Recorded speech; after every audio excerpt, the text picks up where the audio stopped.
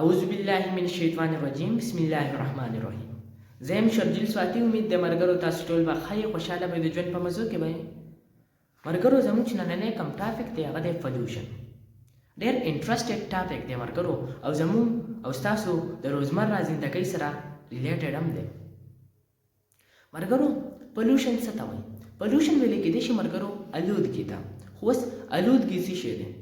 الودګي ویل کېدای شي ګندګۍ ته مرګرو. پولوشن زموږ سره 4 ټایپس دي مرګرو. کم ټایپس دي زموږ سره د پولوشن. زموږ سره یو دی لینډ پولوشن مرګرو، یو زموږ سره دی واټر پولوشن، یو زموږ سره دی ایر پولوشن، یو زموږ سره دی نایس پولوشن. دا 4 ټایپس دي زموږ سره مرګرو د پولوشن. خو اوس په ځمکه باندې به ګندګي څنګه سازیږي مرګرو؟ لینډ پولوشن په ځمکه ګندګي. نو په ځمکه دا ګندګي څنګه سازیږي مرګرو؟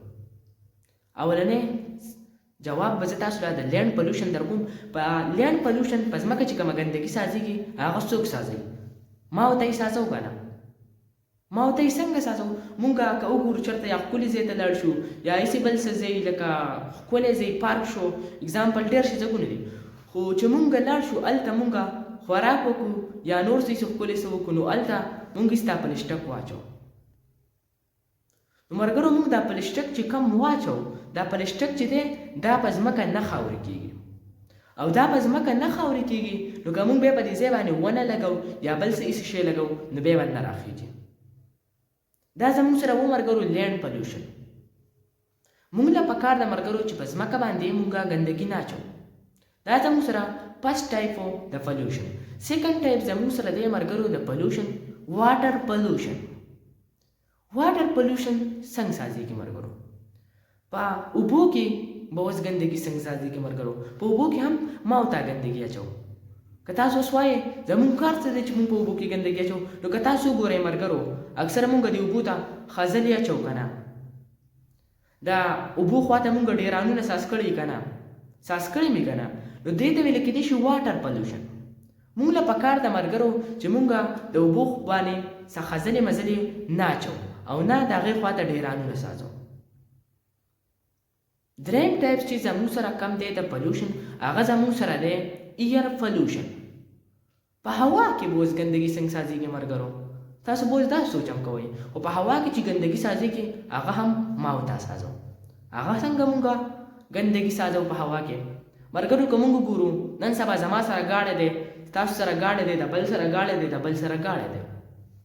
نو مونږ چې دا کم ګاډی چلو دا ګاډی څه په اوبو خو نه چلېږي، دا په پټرولو چلېږي که نه؟ دا کم پټرول چې دي دا خو سوځي. دا ګاډی چې څونه چلېږي نو هغونه دا پټرول ختمېږي. دا پټرول چې ختمېږي د دې دا کومه هوا چې ده دا په سرینسر باندې راوځي او دا بره د ایر پولوشن سره دا ایر چې دی دا هوا خو بره پاکوي خو دا د دې سره میکس شي نو دا شو به ایر پولوشن. ایر پولوشن مرګرو زموږ سره داسې سازیږي. او لاست ون زموږ سره دی مرګرو نایس پولوشن. نایس پولوشن اوس څه ته ویل کېدای شي مرګرو؟ نایس پولوشن ویل کېدای شي مرګرو د شور پولوشن. شور نایس پولوشن زموږ سره دی مرګرو شور. و شور به څنګه سازیږي مرګرو؟ شور به مونږ ما او تا څنګه سازو مرګرو؟ ما او تا شور ایسې سازو مرګرو لکه مونږ څونه په دې خپل ځایونو کې مونږ وګورو څونه فیکټریانې دي، ډېر شی فیکټریانې دي. نو دا فیکټریانې چې دی د دې نه شور سازیږي مرګرو. نو مونږ له پکار ده مرګرو چې مونږ فیکټریانو کمې کړو، مونږ لږې فیکټریانې استعمال کړو.